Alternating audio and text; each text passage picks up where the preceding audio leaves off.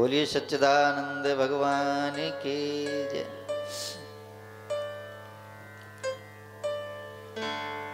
उनका डमरू डम डम बोले, अगम निगम के भेद खोले। उनका डमरू डम डम बोले, अगम निगम के भेद खोले। अगम निगम के भेद खोले, अगम निगम के भेद खोले।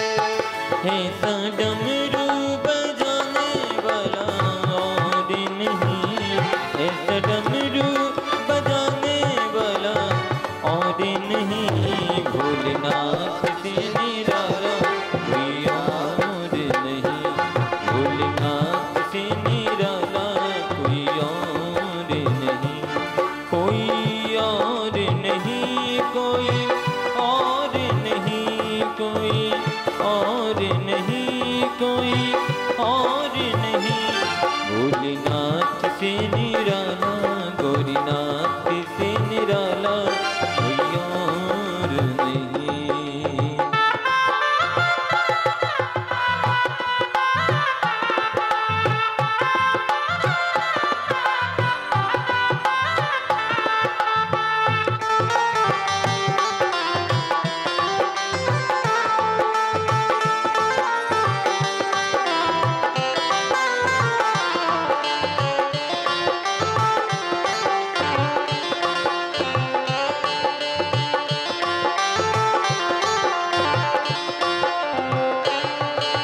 तुमने जग का कष्ट मिटाया भोलेनाथ, भोलेनाथ, भोलेनाथ। तुमने जग का कष्ट मिटाया, तुमने जग का कष्ट मिटाया। मुझको स्वामी क्यों बिसराया, मुझको स्वामी क्यों बिसराया। मेरी बिगड़ी बनाने वाला और नहीं, सबकी बिगड़ी बनाने वाला और नहीं। भोलेनाथ से निराला कोई और नहीं, भोलेनाथ से निराला कोई और नहीं, कोई और नहीं, कोई और नहीं, कोई और नहीं, कोई और नहीं। ओ भोलेनाथ से निराला कोई और नहीं, भोलेनाथ से निराला कोई और नहीं, कोई और नहीं, कोई और नहीं। भोलेनाथ से निराला कोई और नहीं। बोले शंकर भगवान की जय। तो बोले महाराज, सब देवताओं ने जब भोलेनाथ की प्रार्थना करी है तो बोले बाबा प्रसन्न हो गए। कहा, हे देवगणों, तुम्हारे आने का क्या उद्देश्य है? तो देवता प्रार्थना करने लगे, हे महाराज,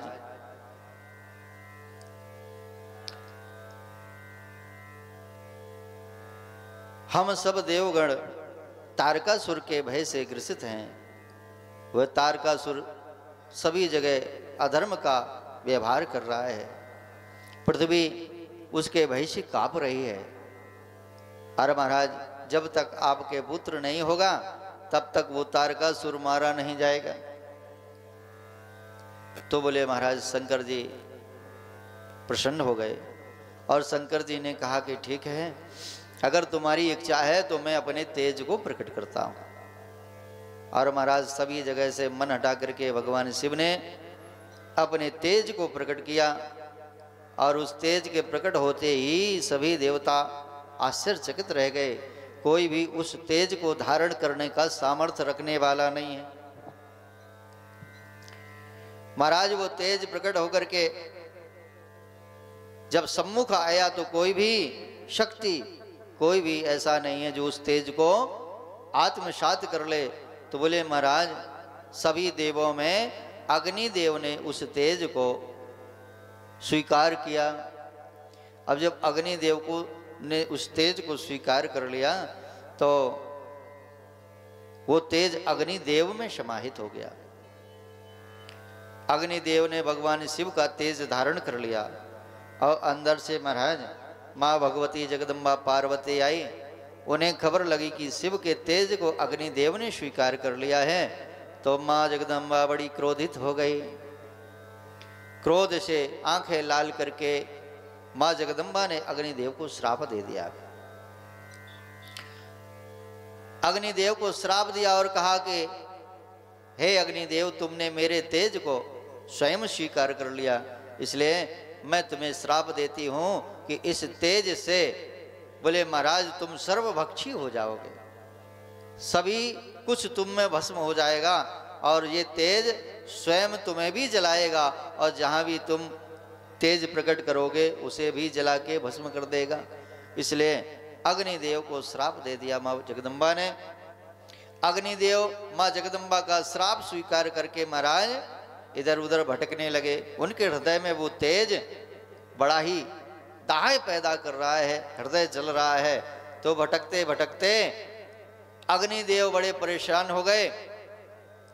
तो एक दिन भगवान विष्णु के पास गए और भगवान से प्रार्थना करी कि हे महाराज, हम शिव जी के तेज को सहन नहीं कर सकते, इसलिए कोई उपाय बताओ।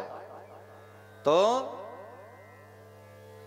भगवान विष्णु ने एक उपाय बताया। बोले अगर तुम तेज को धारण नहीं कर पा रहे हो तो इसको वमन कर दो, इसको पलट दो। ग्रहण कर लिया है तो इसको वापस पलट दो। तो बोले महाराज उनके कहने पर एक वन खंड के क्षेत्र में बोले महाराज अग्निदेव ने उस तेज को वमन कर दिया। तेज के वमन होने से अग्निदेव को तो शांति मिल गई, लेकिन वो तेज जहां पर पलटा वहां पर 6 माताएं थीं। उन्होंने उस 6 माताओं ने उस तेज को ग्रहण कर लिया।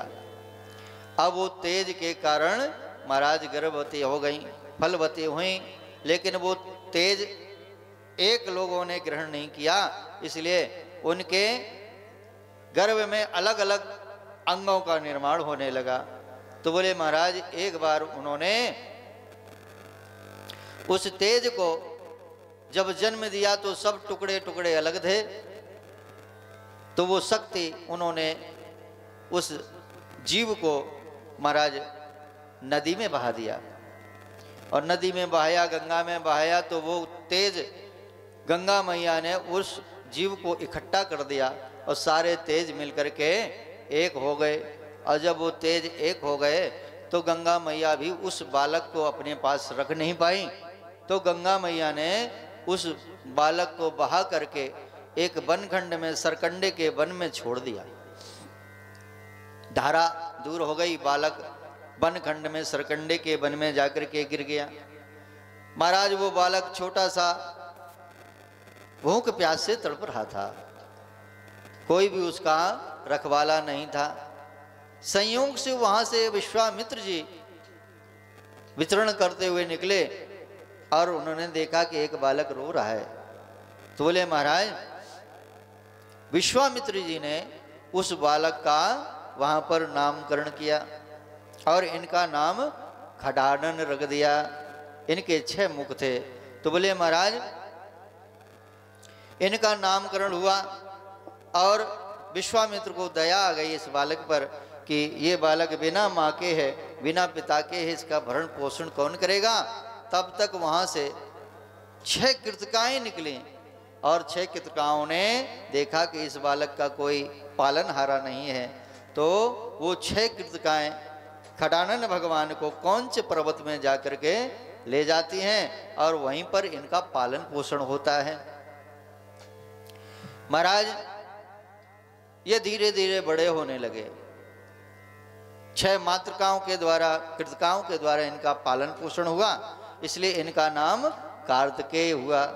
वो 6 माताएं इनसे बड़ा प्रेम करती हैं और वो एक साथ इनको अपना स्तनपान कराती हैं। तो इनके 6 मुख थे, तो 6 माताओं के अलग अलग मुख से ये अपने स्तनपान करते हैं।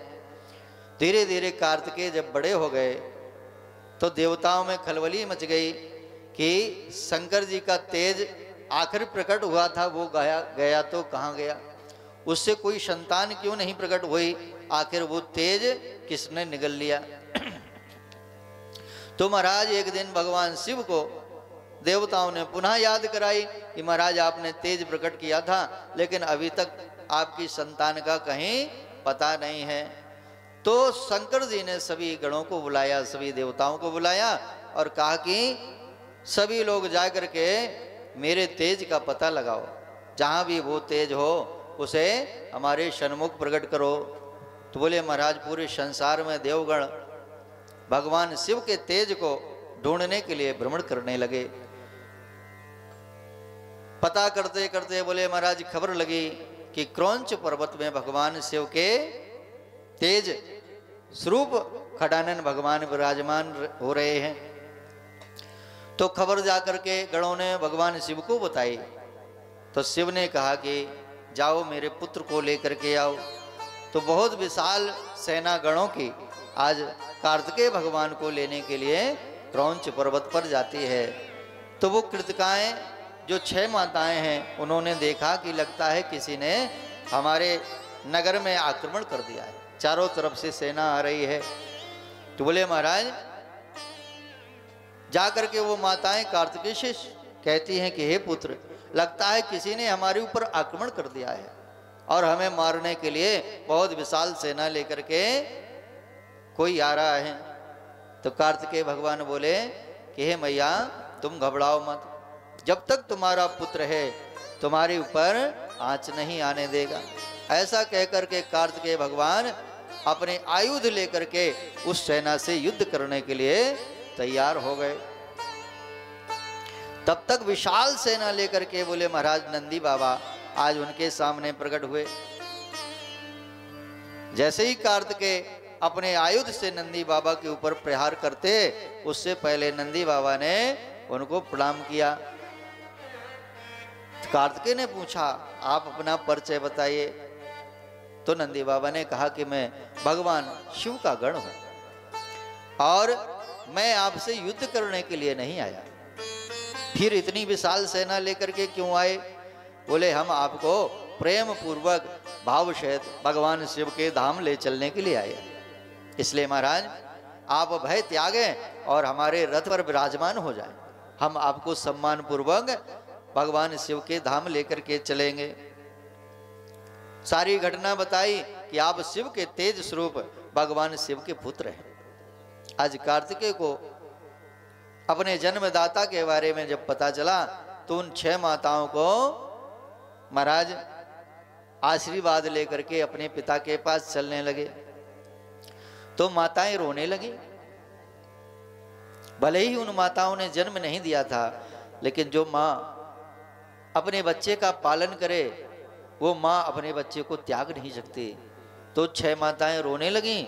तो भगवान कार्तिकेय कहने लगे कि माताओं चिंता मत करो, मैं देवताओं का कार्य करके वापस तुम्हारे पास आकर के रहूंगा। तो बोले महाराज अपनी माताओं को रोता हुआ समझा करके कार्तिकेय भगवान भगवान शिव के पास आए हैं। अपने पिता को पाकर के महाराज वंदन किया है, शंकर जी को प्रणाम किया। सभी देव बड़े प्रसन्न हो गए। कार्तिकेय भगवान के ऊपर पुष्पों की वर्षा होने लगी है।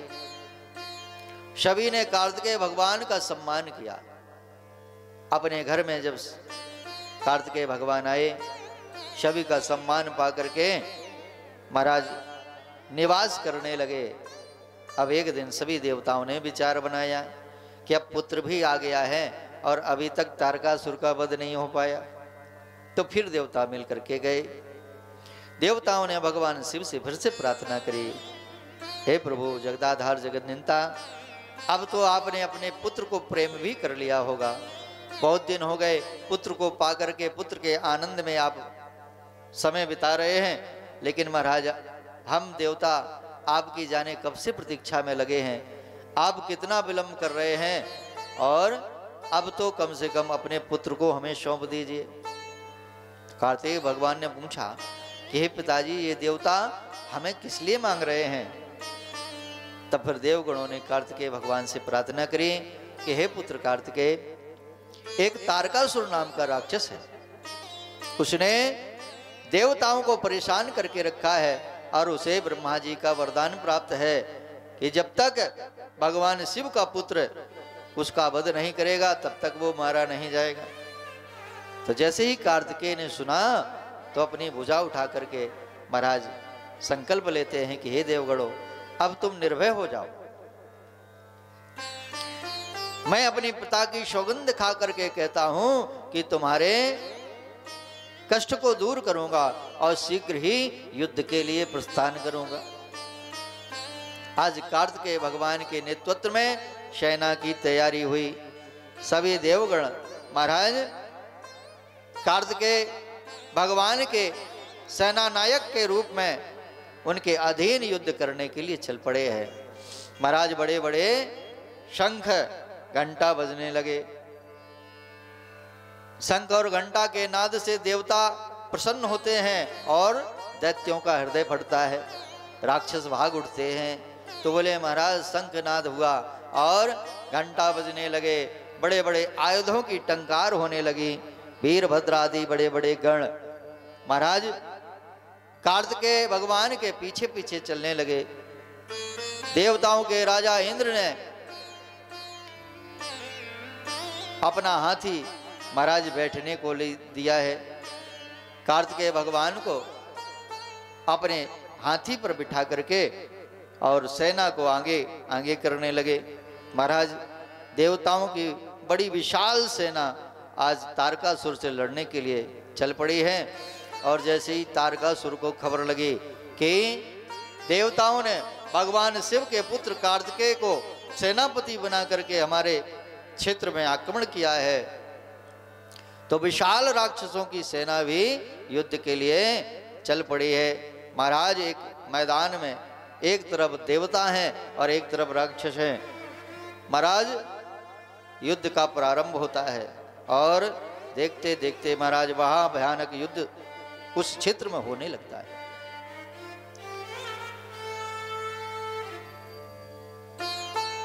युद्ध करते करते कभी कभी देवताओं की सेना पराजित होने लगती है और कभी कभी तारकासुर की सेना पराजित होने लगती है।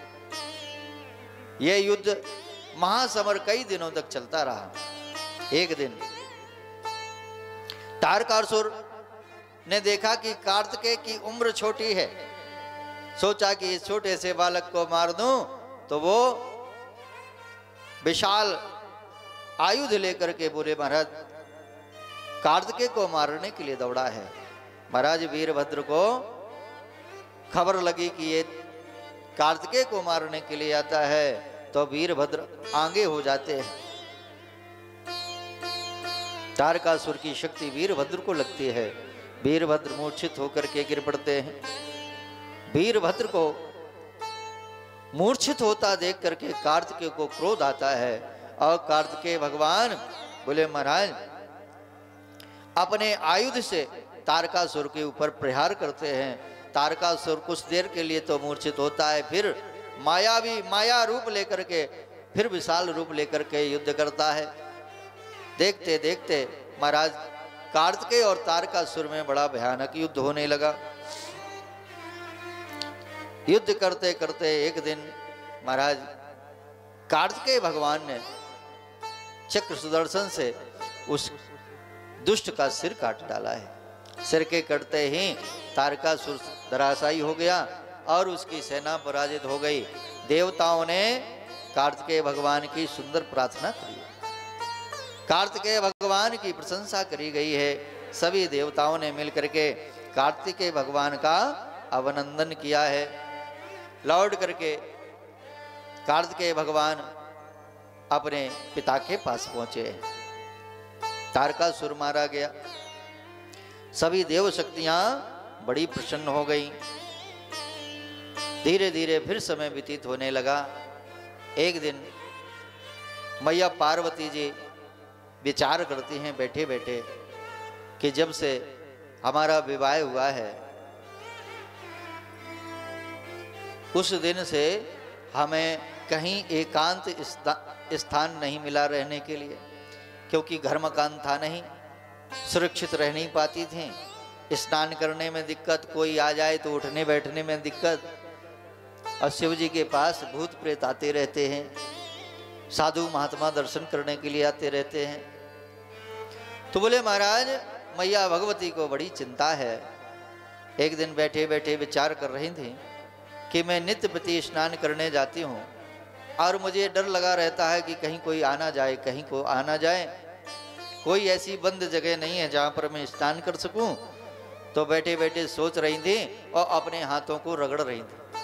तो हाथों को रगड़ते रखते थे, बोले महाराज हाथों से कुछ मैल इकट्ठा हो गया, और जब मैल इकट्ठा हो गया रगड़ते रगड़ते, तो उस मैल को लेकर के महाराज मैया पार्वती खेलने लगी। कहीं कुछ आकार बनाती हैं, कहीं कुछ आकार बनाती हैं। फिर इच्छा हुई कि हो ना हो इससे मैं एक पुतला बनाऊं। तो बनाते बनाते खेलते महाराज भुजाएं बनाई, मस्तक बनाया, पेट बनाया, पैर बनाए, और जब वो देखा कि ये तो बड़ा सुंदर बन गया, तो बोले महाराज उस मैल के ढेर से एक पुतला बनाया और वो पुतला बड़ा सुंदर बन गया।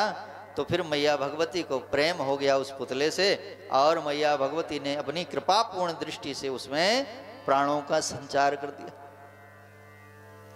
प्राण डलते ही वो पुतला चलने फिरने लगा, बोलने लगा। मां जगदम्बा की प्रार्थना करिए, या देवी सर्वभूतेषु मातृ रूपेण संस्थिता नमस्तस्यै नमस्तस्यै नमस्तस्यै नमो नमः। हे मैया, आपने मुझे जन्म दिया है, बताओ मैं आपकी क्या सेवा करूं। तो मैया को हंसी आ गई। इतना छोटा बालक कह रहा है कि मैं आपकी क्या सेवा करूं। तो मैया बोली, पुत्र तुम बहुत छोटे हो और मैं तुमसे कोई बड़ी सेवा तो नहीं ले सकती, इसलिए अगर तुम्हें मेरी सेवा करने की इच्छा है तो मैं तुम्हें एक आज्ञा देती हूँ। बोले क्या? बोले तुम जहाँ खड़े हो यहीं खड़े रहो, और मैं स्नान करने के लिए जा रही हूँ। आज से तुम मेरे सुरक्षा की व्यवस्था देखोगे, और जहां पर मैं स्नान करने के लिए जा रही हूं उधर किसी भी पुरुष को मत आने देना, क्योंकि स्त्रियों को लज्जा आती है। इसलिए बेटा तुम यहीं खड़ी रहो, और माँ के लिए बेटा बेटा होता है। तो बोले महाराज अपने उस पुत्र को उस स्थान पर खड़ा करके मैया भगवती ने कहा कि किसी भी पुरुष को मत आने देना। ऐसी आज्ञा दे करके माँ भगवती स्नान करने के लिए चले गई। तो बोले महाराज वो बालक वहीं पर खड़ा हो गया, छोटा सा बालक है, और एक छोटी सी डंडी लकड़ी की लेकर के खड़ा हो जाता है, मैं माँ की रक्षा करूंगा, ऐसा भाव लेकर के वो बालक वहां पर खड़ा हो जाता है। तब तक किसी कार्य से बाबा भोलेनाथ घर से बाहर गए थे, और जैसे ही लौट करके आए अपने गणों के साथ, तो शंकर जी आते तो तुरंत पूछते पार्वती कहाँ है, पार्वती कहाँ है। तो बोले महाराज जैसे ही शिव जी अंदर प्रवेश करने लगे तो इस बालक ने तो भगवान शिव को रोक दिया, अपना डंडा लगा दिया। अरे अरे तुम कौन हो, बिना पूछे कैसे घुसे चले आ रहे हो। अब इसने अपने पिता को देखा नहीं था, पार्वती मैया को भर देखा था, तो ये किसी से परिचित नहीं था। तो शंकर जी थोड़ा पीछे हट गए, नंदी बाबा आदि आगे बढ़े और कहा कि अरे बालक, हमारे मालिक को उनके ही घर में जाने से रोक रहे हो। तो वो बालक कहने लगा भैया हम किसी मालिक को नहीं जानते, हमारी तो एक ही मालकिन है और वो है हमारी माँ जगदम्बा। इसलिए जब तक जगदम्बा की आज्ञा नहीं होगी, मेरी मैया की आज्ञा नहीं होगी, तब तक मैं किसी को भी अंदर नहीं जाने दूंगा। धीरे धीरे वाद विवाद होने लगा। वाद विवाद होते होते जब नहीं माने तो नंदी भृंगी आदि धक्का मुक्की करने लगे। तो वो बालक भी बड़ा बलवान था, जो जिस भाषा में बोले उसी भाषा में वो भी जवाब देने लगा, धक्का का धक्के से जवाब देने लगा। नंदी भृंगी धक्का मारते तो गणेश जी थोड़ा आगे पीछे होते, लेकिन जब वो धक्का मारते तो वो कई हाथ दूर जाके गिरते। खेल होते देख रहे भगवान शिव को बड़ा क्रोध आया। ये तो बड़ा दुष्ट बालक है, बार बार समझाने पर भी रास्ता रोक करके खड़ा है। और महाराज शिव जी को एक तो क्रोध नहीं आता, और शिव जी को क्रोध आ जाए तो फिर कोई संभाल नहीं सकता। तो बहुत देर तक जब नंदी भृंगी को धक्का खाते देखते रहे तो अपने गणों का अपमान सहन नहीं कर पाए, और महाराज त्रिशूल उठा करके उस बालक का सिर काट डाला। महाराज चित्कार मच गई, हाहाकार मच गया, उस बालक का सिर धड़ से अलग कर दिया। और तब तक स्नान करके मैया पार्वती अपने बाल सुखाते हुए जैसे ही अंदर से बाहर आई, खून की धार बह रही है, सिर कटा पड़ा है। महाराज जगदम्बा ने देखा। जगदम्बा जब तक कुछ कारण जान पाती तब तक उनका क्रोध महाभयानक रूप में परिणत हो गया। जगदम्बा जब क्रोध करती है तो काली रूप धारण कर लेती है। महाराज कैलाश पर्वत में जगदम्बा के क्रोध को देख करके हाहाकार मच गया। सभी देवगण भयभीत हो गए, अब क्या होगा, अब क्या होगा। जगदम्बा ने अपनी आंखें लाल पीली करते हुए आज शिव जी के ऊपर बड़ा क्रोध किया है। शंकर जी समझाने लगे, या देवी शक्ति रूपेण, लेकिन आज तो उनकी शक्ति महाराज महाविकराल रूप ले उठी। आंखों से दिव्य तेज की ज्वाला धधकने लगी, और रोते हुए मां भगवती ने कहा कि अगर तुम प्रलय से बचना चाहते हो तो मेरे इस पुत्र को अभी के अभी जीवित करो, और मरे हुए को जिंदा करना भगवान शंकर जानते हैं। भगवती का क्रोध जब सहन से ऊपर हो गया, आज बाबा भोलेनाथ ने अपने गणों से कहा कि जाओ किसी जीव का सिर काट करके लाओ। तो वो सब गण दौड़ करके गए तो एक मतवाला हाथी मिल गया, उस हाथी के सिर को काट करके लाए हैं। और आज भगवान शंकर ने उस बालक के ऊपर जो मैया भगवती के मैल से बनाए है और स्थापित कर दिया, वो बालक महाराज जीवित हो गया। और सभी ने उस बालक की प्रार्थना करी। हाथी का सिर लगा देने के कारण महाराज उस बालक का नाम गणेश हुआ। भगवान शिव ने वरदान दिया, हे पुत्र तुम मेरे गणों में सबसे अग्रगणी होगे, गणधन ईश, तुम गणाध्यक्ष हो, गणों के अध्यक्ष हो, इसलिए गणेश नाम से जाने जाओगे। महाराज जैसे तैसे आज जगदम्बा का क्रोध शांत हुआ। अपने पुत्र गणेश को पाकर के माँ भगवती बड़ी प्रसन्न हुई हैं। बोलिए सच्चिदानंद भगवान की जय। तो एक शिव जी के तेज से प्रकट हुआ, उसका नाम कार्तिकेय हुआ, और एक माया जगदम्बा के तेज से प्रकट हुआ, उस पुत्र का नाम हुआ गणेश। तो दो पुत्र हो गए भगवान के। गणेश जी बड़े भोले भाले और बड़े ही चंचल स्वभाव के थे।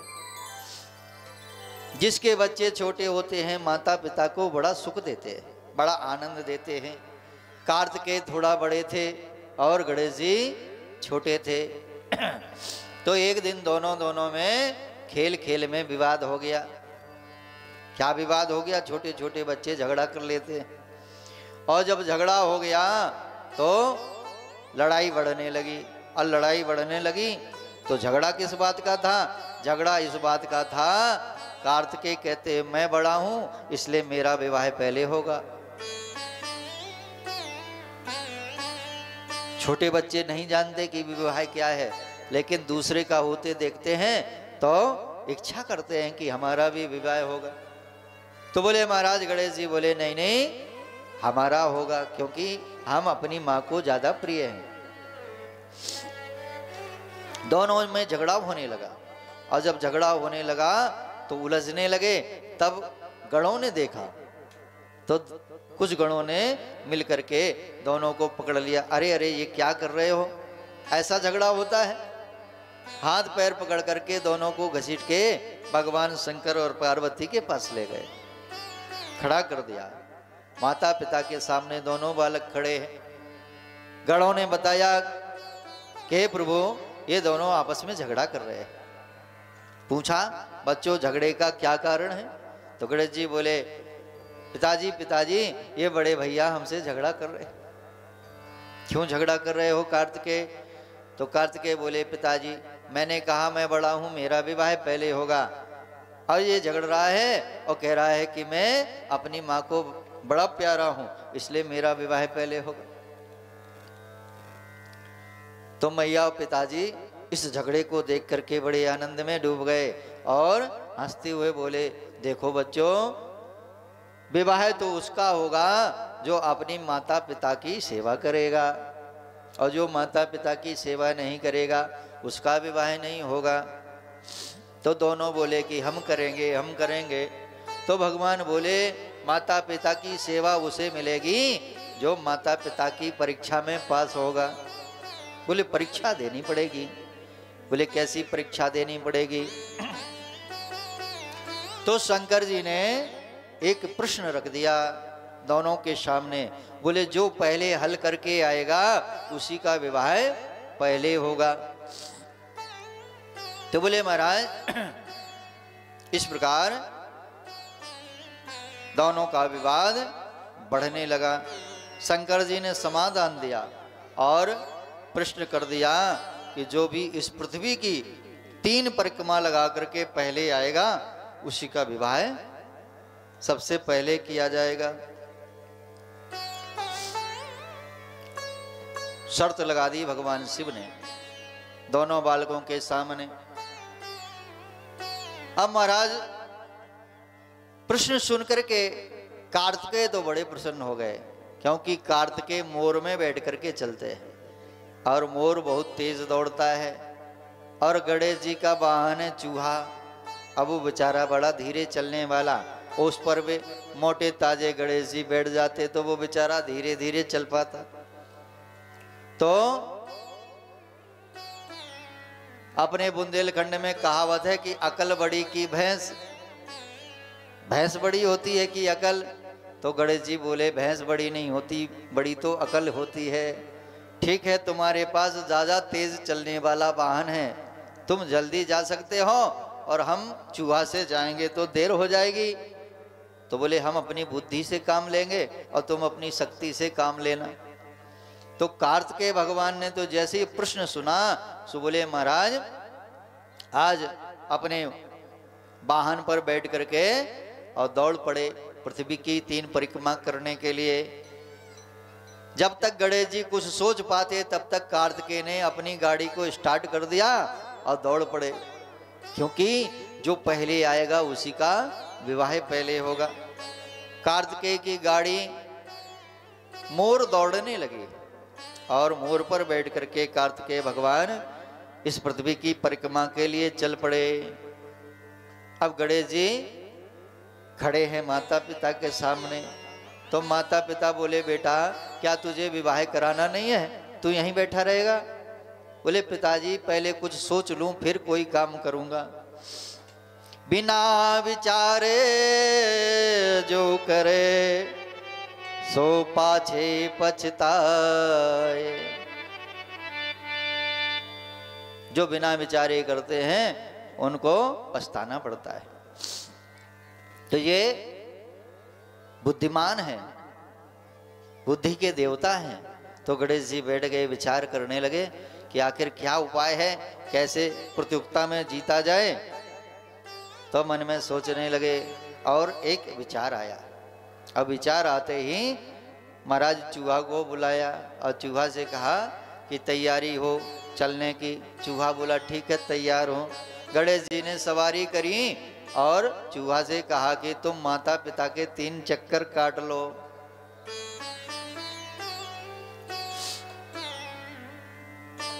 तो वो चूहा गणेश जी को लेकर के शिव और पार्वती की परिक्रमा करने लगा। तो शंकर जी हंसने लगे, सोचने लगे कि शायद शुभ कर्म करने के लिए जा रहा होगा, तो माता पिता की वंदना करने के लिए परिक्रमा कर रहा होगा। 3 परिक्रमा करने के बाद गणेश जी उतर गए गाड़ी से और खड़े हो गए। बोले पिताजी माताजी आशीर्वाद दो और हमारा विवाह कराओ।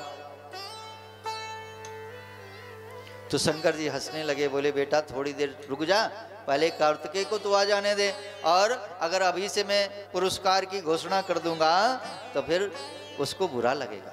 बोले नहीं नहीं, आपने कहा था जो पहले आए और पहले पाए। मैं पहले आया हूं, मैं परीक्षा में पास हो गया, इसलिए आप मुझे वचन दो कि मेरा विवाह पहले होगा। अब शंकर जी तो शर्त के अनुसार फंस गए कि जो पहले आएगा उसको विजेता घोषित ही करना पड़ेगा। तो शंकर जी ने कहा तथास्तु, ऐसा ही होगा। अब वर पा करके गणेश जी बड़े प्रसन्न हो गए, आनंद में नाचने लगे। तब तक कई दिनों के बाद जब कार्तिकेय भगवान लौट करके आए तो क्या देखते हैं कि गणेश जी वहीं पर खड़े आनंद मना रहे हैं, प्रसन्न हैं। कार्तिकेय ने जब गणेश जी को पहले आया हुआ देखा तो पूछा क्यों रे तू परिक्रमा करने के लिए नहीं गया? बोले हम तो जाने कब के लौट आए। बोले कैसे लौट आए, तेरा वाहन तो बड़ा धीरे धीरे चलता है। अरे बोले महाराज भैया अकल बड़ी होती है, भैंस बड़ी नहीं होती। तुम तो भैंस पे बैठ के गए और हम अकल पे बैठ के गए। बोले कैसे? बोले वेदों में लिखा है कि माता पिता ही पृथ्वी के समान होते हैं, इसलिए मैंने अपनी माँ को ही पृथ्वी, अपने पिता को ही देवता मान करके माता पिता की 3 परिक्रमा कर ली और तुम 3 साल बाद लौट के आए। हमारा तो विवाह भी हो चुका। बोलिए सच्चिदानंद भगवान की जय। भगवान गणेश का वृद्धि और सिद्धि के साथ विवाह होता है और कार्तिकेय इस घटना से बड़े क्षुब्ध हो जाते हैं और इस घटना के पीछे अपने माता पिता को जिम्मेदार मानते हैं और शंकर जी से कार्तिकेय का झगड़ा हो जाता है। बड़े बेटा का झगड़ा पिताजी से हो गया और बड़े बेटे ने फैसला कर लिया कि अब मैं इस घर में नहीं रहूंगा। झगड़ा हमारे आपके घर में नहीं होता, सबके घर में होता है। आज देवताओं के घर में भी बाबा भोलेनाथ के बड़े पुत्र कार्तिकेय नाराज हो गए और नाराज हो गए तो प्रण कर लिया कार्तिकेय ने कि मैं लौट करके कैलाश पर्वत नहीं आऊंगा। ऐसा प्रण करके आज महाराज अपने माता पिता को तड़पता हुआ रोता हुआ छोड़ करके कार्तिकेय कहाँ चले गए? जहां पर इनके यहाँ बचपन बीता था, क्रौंच पर्वत में जाकर के इन्होंने अपना निवास बनाया है और उन कृतकाओं के पास जाकर के रहने लगे। बोलिए सच्चिदानंद भगवान की जय। इस प्रकार कार्तिकेय क्रौंच पर्वत में जाकर के रहते हैं और गणेश जी अपने माता पिता के साथ रहते हैं। इस प्रकार बोले महाराज शिव जी का विवाह और उनके बच्चों की कथा का वर्णन आता है। बोलिए सच्चिदानंद भगवान की जय। आइए एक भजन सुने और उसके बाद बताएंगे कि शिव जी के मंदिर में दीप यज्ञ करने का क्या फल मिलता है। कल आपने देखा शाम को हम लोगों ने 108 दीपक जलवाए, तो जो व्यक्ति शिव जी के मंदिर में दीप दान करता है उसके जीवन में क्या पुण्य फल प्राप्त होता है, इस कथा को आगे सुनेंगे और इसके बाद आज की कथा को हम विराम करेंगे। और कल महाराज तारकासुर के द्वारा जब देवताओं को परेशान किया गया और कार्तिकेय भगवान के द्वारा तारकासुर का वध कर दिया गया, तो फिर इनके 3 पुत्र हुए और उन 3 पुत्रों ने क्या किया, इसकी कथा को हम कल सुनाएंगे। आइए एक भजन के साथ, और शिव जी के मंदिर में दीपदान करने का क्या पुण्य होता है, इसकी क्या कथा है, इसके बारे में श्रवण करेंगे। और कल का उत्सव कल होगा, और कल शिव जी का जो वास होगा वो हमारे पंडित जी बताएंगे। और 2-3 दिन की कथा और शेष रह गई है 12 और 11 तारीख के निर्धारण में, क्योंकि दोनों दिन एकादशी पड़ रही है। अब ये हम लोग मिलकर के डिसाइड कर लेंगे कि 11 को स्थापना होगी कि 12 को होगी, तो ये हम कल घोषणा कर देंगे। तो उस दिन मंदिर में प्रतिष्ठा होगी और हवन होगा। 13 तारीख को भंडारा होगा। तो सब लोग इस आयोजन से जुड़ते रहें और आते रहें। 2-3 दिन की कथा और है। आज 8 तारीख हो गई, 9, 10, 11 और 12 को प्रतिष्ठा होगी। तो उस दिन कथा थोड़ी देर हो पाएगी। तो सब लोग मिलकर के आते रहिए। बोलिए सच्चिदानंद भगवान की। भोले भंडारी, भोले भंडारी, तेरी शरण में आया। शिव भोले भंडारी, तेरी शरण में आया। शिव भोले भंडारी, तेरी शरण में आया। शिव भोले भंडारी, भोले भंडारी, भोले भंडारी, भोले भंडारी, भोले भंडारी, झूमे दुनिया सारी, झूमे दुनिया सारी। शिव भोले भंडारी, तेरी शरण में आया। शिव भोले भंडारी, भोले भंडारी, भोले भंडारी, भोले भंडारी, भोले भंडारी, भोले भंडारी, भोले भंडारी, तेरी हाँ तेरी शरण में आया। शिव भोले भंडारी, तेरी शरण में आया। शिव भोले भंडारी। जय हो।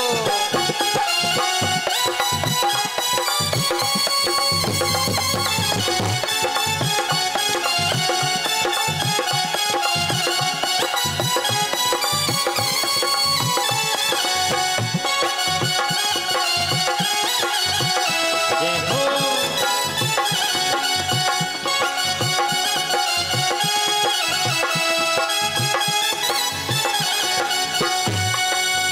भोले के मस्तक पे चंद्र विराजे, भोले के मस्तक पे चंद्र विराजे, चंद्र विराजे, हाँ चंद्र विराजे, चंद्र विराजे, हाँ चंद्र विराजे।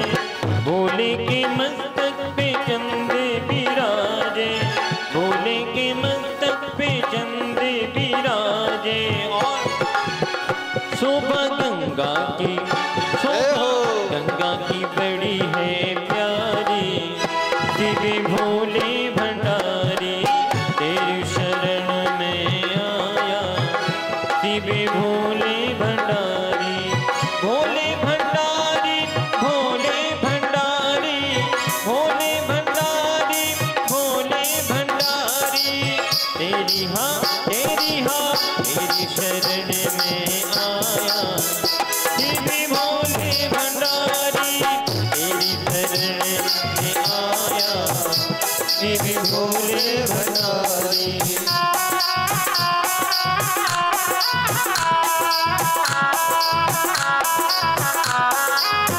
जय हो।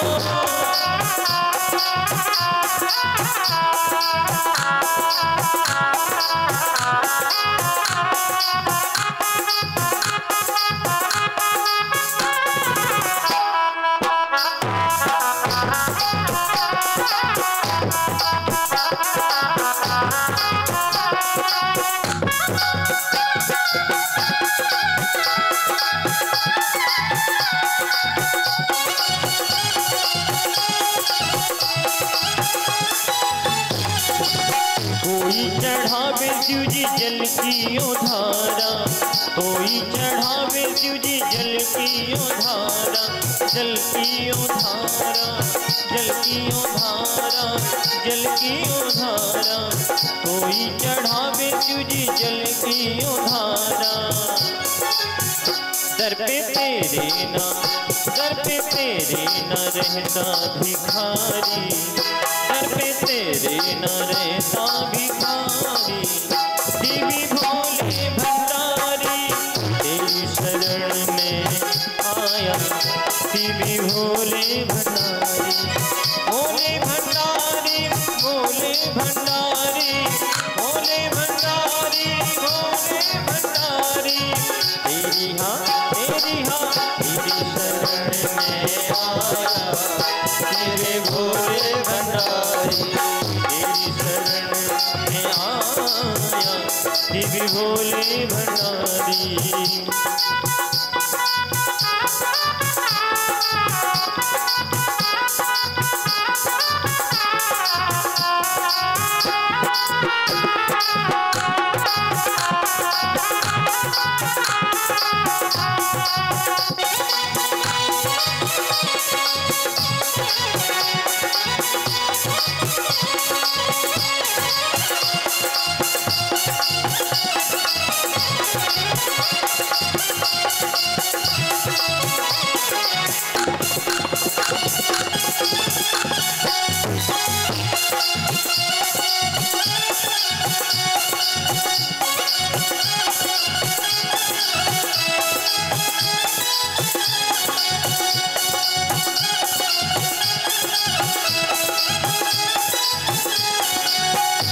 पूजन में मस्ती बने जा, शिव पूजन में मस्ती बने जा, भक्ति सुधारती पानी किए जा, भक्ति सुधारती पानी किए जा, भक्ति सुधारती पानी किए जा, भक्ति सुधारती पानी किए जा।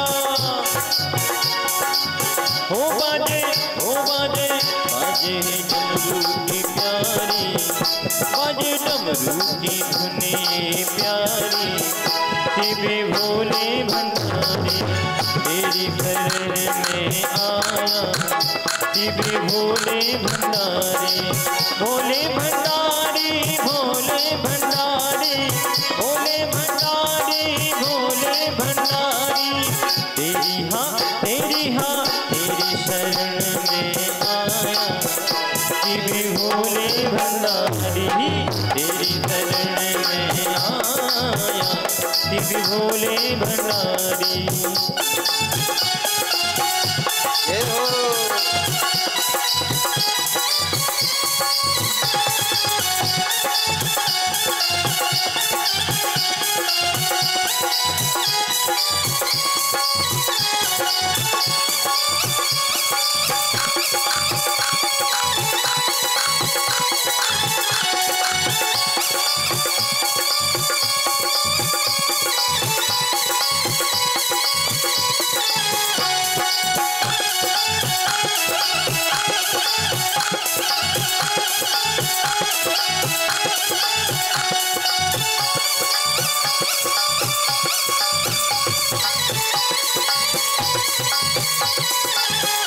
हरि बोल।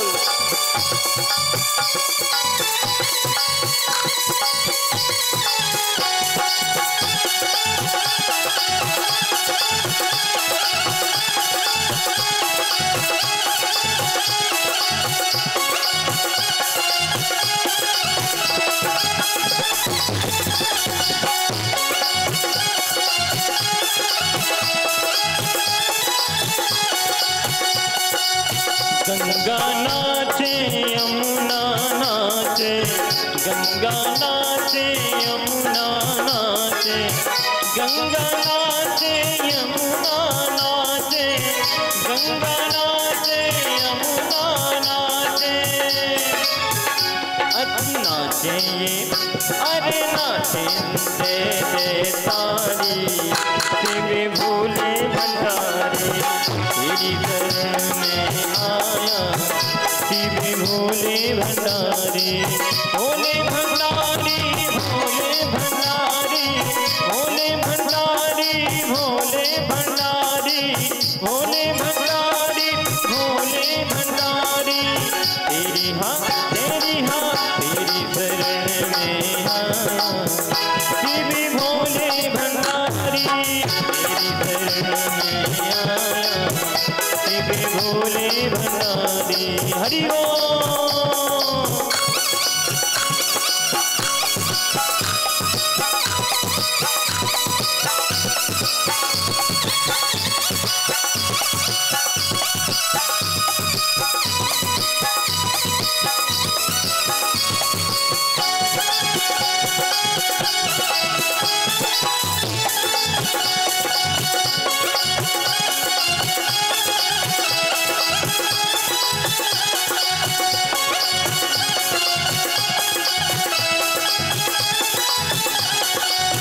मेरा भोला शंकर प्यारा मेरा भोला शंकर प्यारा मेरा भोला शंकर प्यारा मेरा भोला शंकर प्यारा मेरा भोला शंकर प्यारा अरे डमरू की बाजे डमरू की धुन बाजे प्यारे शिव भोले भंडारी तेरी शरण में आया शिव भोले भंडारी भोला भंडारी भोले भंडारी भोले भंडारी भोले भंडारी तेरी शरण में आया शिव भोले भंडारी तेरी शरण में आया शिव भोले भंडारी तेरी शरण में आया शिव भोले भंडारी ओम नमः शिवाय ओम नमः शिवाय हरे हरे भोले नमः शिवाय ओम नमः शिवाय ओम नमः शिवाय हरे हरे भोले नमः शिवाय हरे हरे भोले नमः शिवाय हरे हरे भोले नमः शिवाय हरे हरे भोले नमः शिवाय हरे हरे भोले नमः शिवाय हरे हरे भोले नमः शिवाय हरे हरे भोले नमः शिवाय हरे हरे भोले नमः शिवाय हरे हरे भोले नमः शिवाय हरे हरे भोले नमः शिवाय हरे हरे भोले नमः शिवाय।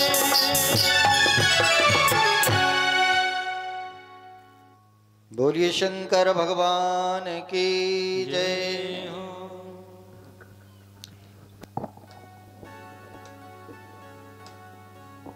सौनक ऋषि सूत जी महाराज से बड़ी ही सुंदर कथा श्रवण कर रहे हैं। आज सौनक ऋषियों ने सूत जी महाराज से प्रश्न कर दिया कि हे महाराज, अब हम आपसे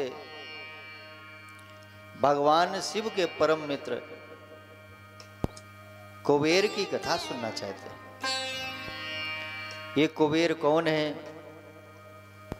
ये कैसे भगवान का खजांची बना, कैसे भगवत कृपा हुई,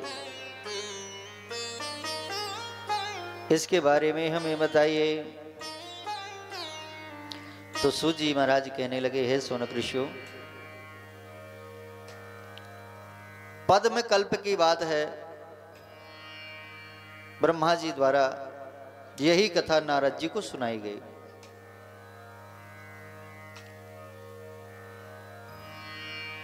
एक काम्पिल्य नाम का नगर था।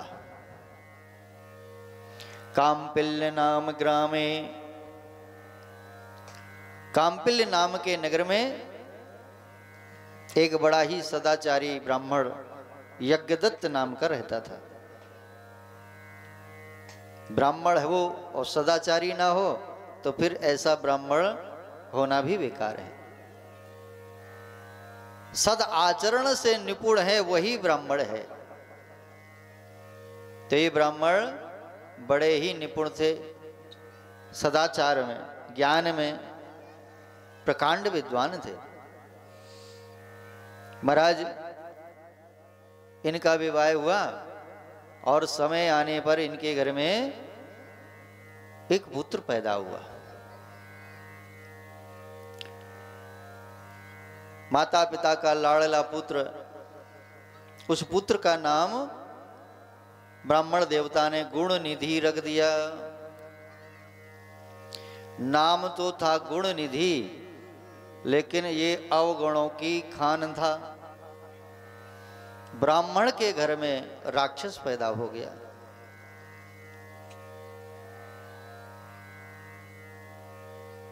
ब्राह्मण के घर में राक्षस पैदा हो गया और ये दुष्कर्मी हुआ, दुराचारी हुआ, मदरा का सेवन करने वाला हुआ और जुआ खेलने वाला हुआ। इसमें कोई भी ऐसा अवगुण नहीं था जो ना हो।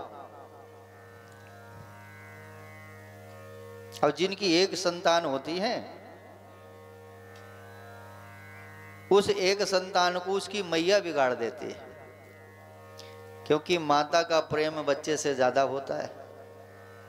तो ये जो भी इसे करना होता है अपने पिता से नहीं पूछता और अपनी माँ को फुसला करके अपनी इच्छाओं को पूरा कर लेता है। बालक की अनावश्यक इच्छाएं पूरा करने के कारण कभी कभी बालक बिगड़ जाते हैं। तो ये जो भी करना चाहता है पिता से पूछता नहीं है, अम्मा को कह के अपने मन का काम कर लेता है।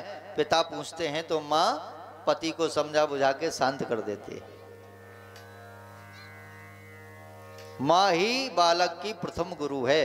माँ चाहे तो बालक को ध्रुव प्रहलाद बना दे और माँ चाहे तो अंगुलीमल डाकू बना दे। माँ से ही बालक का निर्माण होता है, इसलिए प्रथम गुरु माँ है। और माँ जैसा व्यवहार बच्चों को सिखाती है बालक वैसा ही बन जाता है।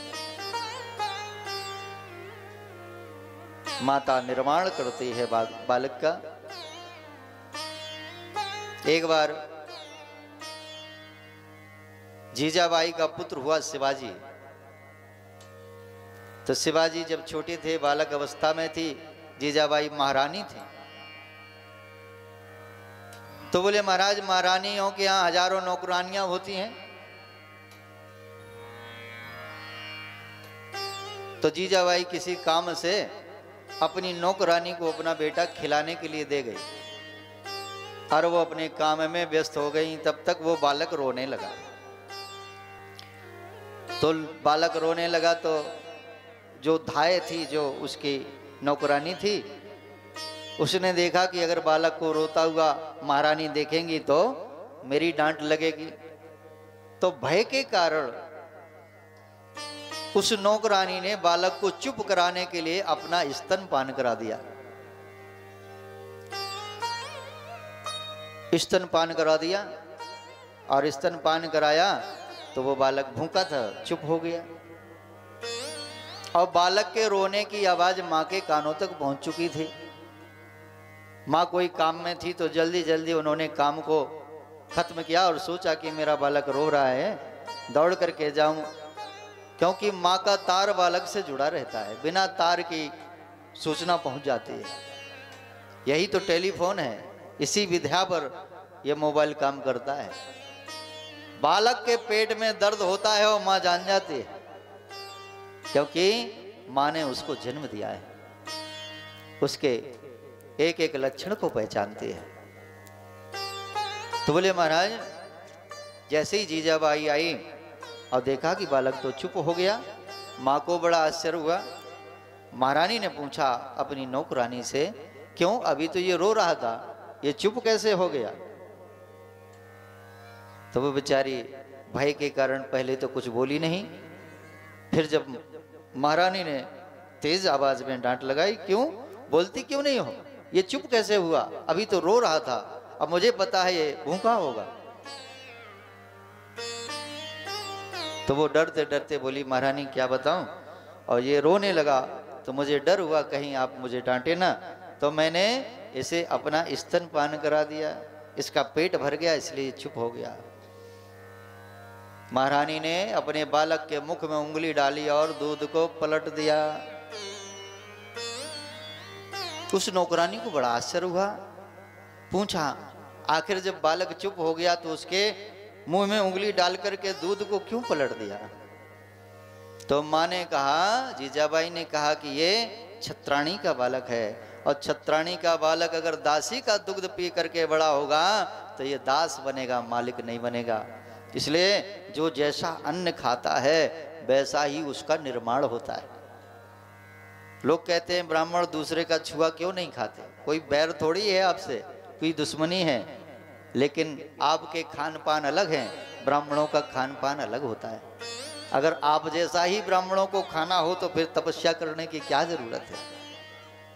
तप करके जीवन का निर्माण किया जाता है। जो आप खाते हो वो हम लोगों का भोजन नहीं है। इसलिए आप जो खाओगे और जो आप अपने हाथ से खिलाओगे उसका संस्कार हमारे जीवन में आएगा, तो हमारा भी मन बिगड़ेगा, हम भी गलत आदतें करेंगे, हम भी गलत खान पान करेंगे। जो जैसा अन्न खाता है उसका वैसा मन हो जाता है। इसलिए बुराई कोई नहीं है कि तुम अछूत हो इसलिए हम तुम्हें छू करके नहीं खाएंगे। बुराई इस बात की है कि तुम्हारे संस्कार दूसरे हैं और हमारे संस्कार दूसरे हैं। अगर आपके संस्कारों का सेवन हमारे अंदर जाएगा तो हम भी आप जैसे ही हो जाएंगे, तो फिर हमारी साधना का, हमारी तपस्या का, हमारी पूजा का कोई मूल्य नहीं रह जाएगा। इसलिए बंधुओं, भेदभाव की बात नहीं है, अपने अपनी परंपराओं की बात है, अपनी अपनी साधना की बात है। इसलिए हर व्यक्ति का भोजन एक जैसा नहीं होता। आपको लगता है कि जो हम अच्छा बनाएंगे वो महाराज को खिलाएं, आपके लिए वो अच्छा हो सकता है, लेकिन हमारे लिए अच्छा नहीं हो सकता। इसलिए हम जो खाते हैं वही खाते हैं। तो भोजन का जीवन में बहुत बुरा प्रभाव पड़ता है। भोजन से भजन में बाधा उत्पन्न होती है। तामसी भोजन करोगे तो फिर भजन नहीं हो सकता। इसलिए ब्राह्मणों का भोजन अलग है। तो बोले महाराज,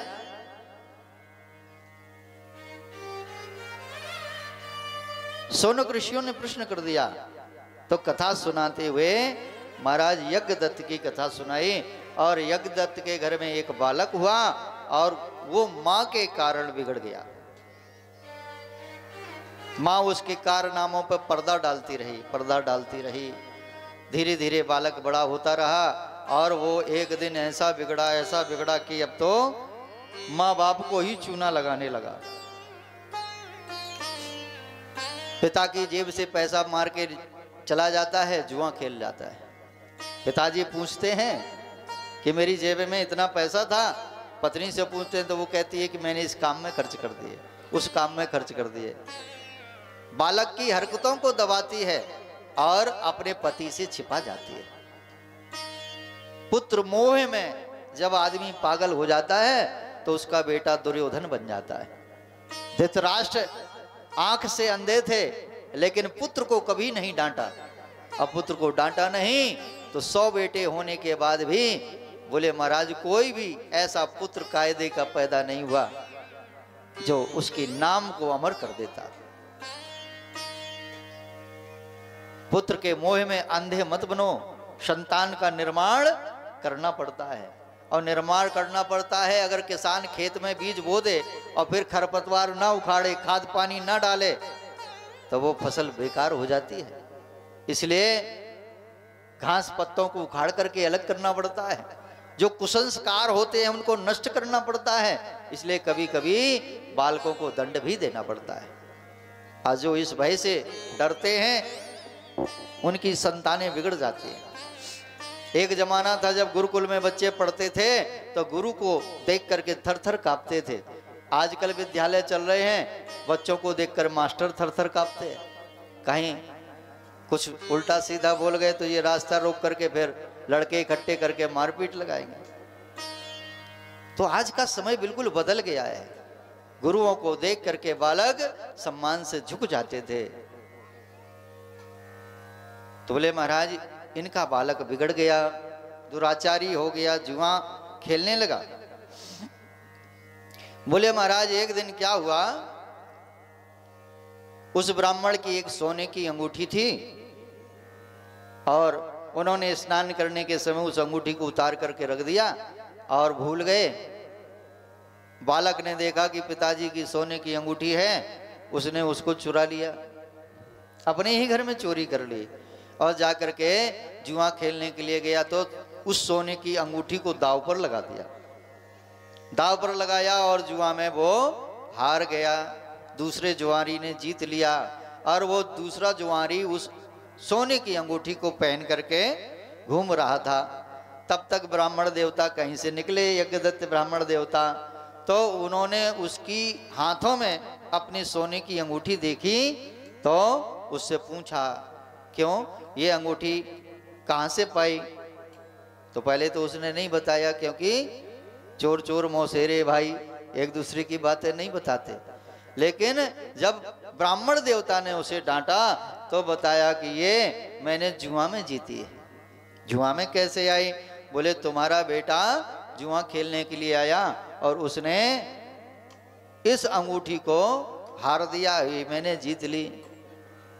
और महाराज आप इतने बड़े ज्ञानी हो, इतने बड़े पंडित हो, दुनिया भर को शिक्षा देते हो, लेकिन तुम अपने बालक को नहीं सिखा पाए।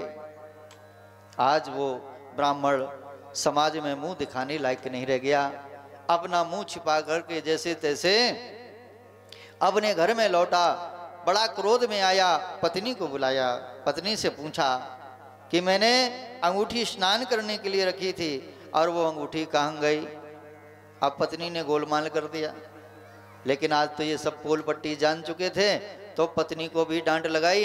पुत्र आया तो पुत्र को भी डांट लगाई और पुत्र को महाराज यज्ञदत्त ब्राह्मण ने धक्के मार करके अपने घर से निकाल दिया।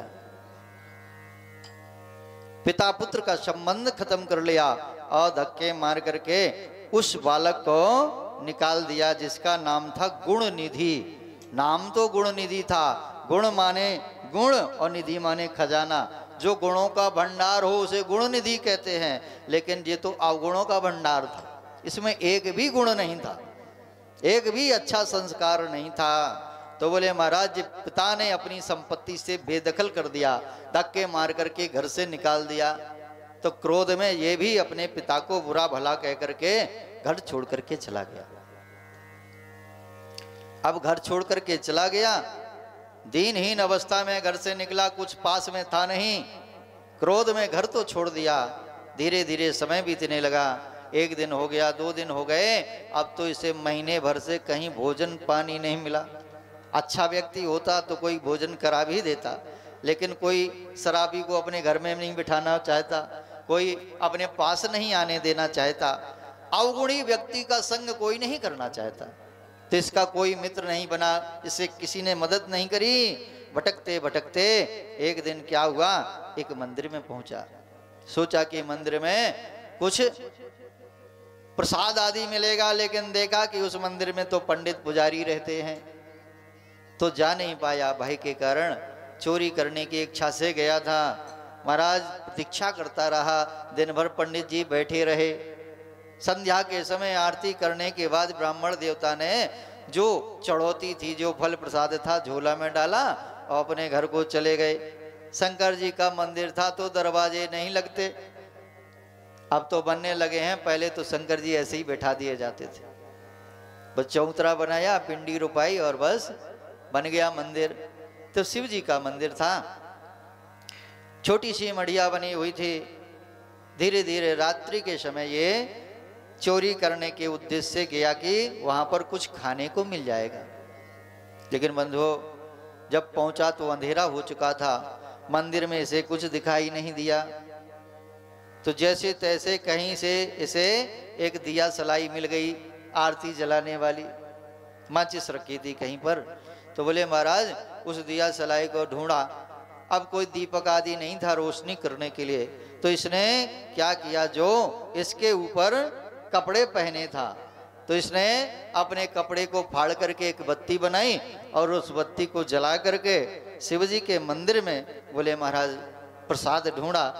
तो जैसे तैसे कहीं से थोड़ा सा प्रसाद टुकड़े का बच गया होगा पंडित जी की नजर से, तो वो बेचारा उसे मिला और उसने उस प्रसाद को खाया। कई दिनों से भूखा प्यासा था महाराज, उसी मंदिर में ठहर गया। रात बीती, तड़पता हुआ उसके प्राण निकल गए, मंदिर में उसके प्राण छूट गए। लेकिन मंदिर में अपने वस्त्र का दीप जला करके बोले महाराज रोशनी करने के लिए इसने दिया जलाया था, भगवान की पूजा कराने के लिए दिया नहीं जलाया। लेकिन भगवान तो केवल कर्म देखते हैं कि देखा कि भगवान ने इसने मेरे मंदिर में आकर के उजाला किया है, दीपक जलाया है, तो भगवान शिव प्रसन्न हो गए। और जब उसके प्राण निकले, यम के दूत उसे लेने के लिए आए, तो भगवान शिव ने अपने गणों को भेज दिया। शिव के गण प्रकट हो गए। जैसे ही यम के दूत उस मंदिर में आकर के उसके प्राण लेकर के जाने वाले थे, महाराज भगवान शिव के गण प्रकट हो गए और यमराज के दूतों को पकड़ लिया। छोड़ दो, छोड़ दो। बोले महाराज ये तो बड़ा पापी है, दुराचारी है, ये अपने माता पिता का अपमान करने वाला है, इसके प्राण निकल गए, हमें से लेकर के जा रहे। बोले नहीं नहीं, इसने भगवान शिव के मंदिर में बोले प्रकाश करके दीपदान किया है और इसलिए इसके जितने पाप थे वो एक बार के दिया जलाने से, एक बार की रोशनी करने से समाप्त हो गए।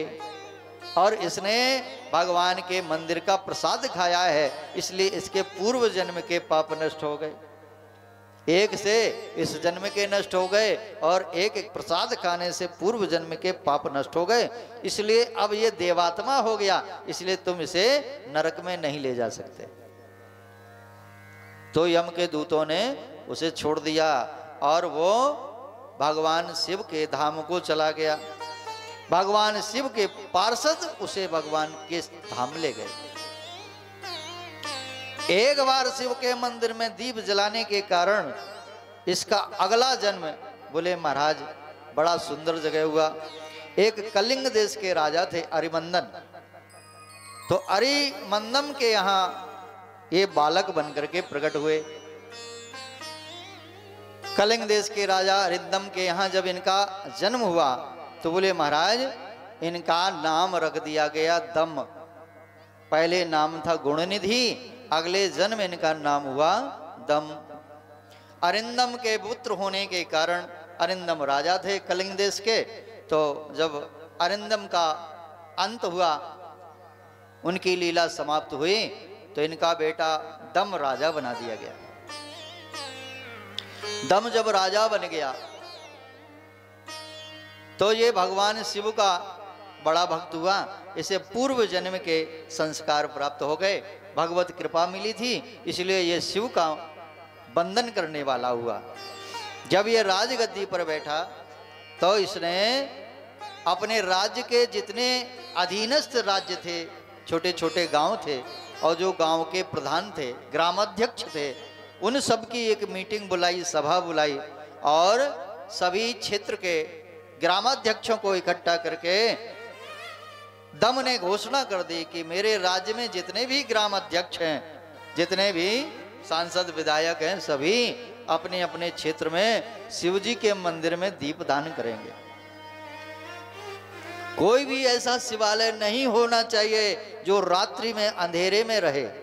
इसलिए मेरे राज्य के अंतर्गत जितने भी गांव, तहसील, जिला जितने भी आते हैं, सभी के मुखिया कान खोल करके सुन लें कि मेरे राज्य में किसी भी शिव मंदिर में अंधेरा नहीं होना चाहिए।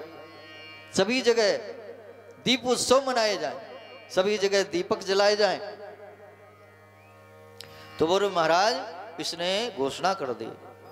तो राजा दम के राज्य में प्रतिदिन शिव जी के मंदिर में दीप उत्सव होने लगा। दीप उत्सव होते होते बोले महाराज इसका पुण्य बहुत इकट्ठा हो गया। जिस राजा के राज्य में प्रजा भी धर्म करती है तो उसका फल राजा को भी प्राप्त होता है।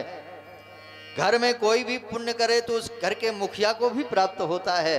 इस प्रकार अरिमंदम का वो पुत्र दम बड़ा ही धर्मात्मा हो गया। बोले महाराज धीरे धीरे समय आया और जब ये अंतिम समय निकट आ गया इसका, तो इसने विचार किया कि अब मैं अपने नगर को छोड़ करके बाबा भोलेनाथ की नगरी काशी में जाऊंगा।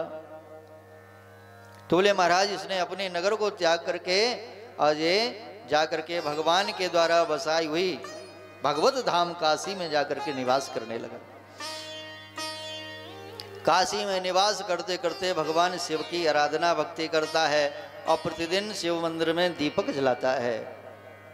इस कर्म के कारण बोले महाराज जब ये अपने जीवन को त्यागता है तो बोले महाराज ये परम भागवत भगवान के धाम को प्राप्त होता है और इसका अगला जन्म बोले महाराज भगवान ब्रह्मा जी के पुत्र पुलस्त्य के पुत्र विश्वश्रुवा के बड़े पुत्र के रूप में होता है, जिसका नाम होता है कुबेर।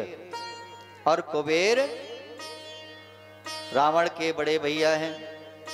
रावण, कुंभकर्ण और विभीषण तीन लंका में रहते हैं और जो विश्वश्रुवा का सबसे बड़ा बेटा कुबेर है ये भगवान श्री शंकर जी की अलकापुरी में निवास करता है और अलकापुरी का मालिक बन करके ये देवताओं का खजांची बनता है।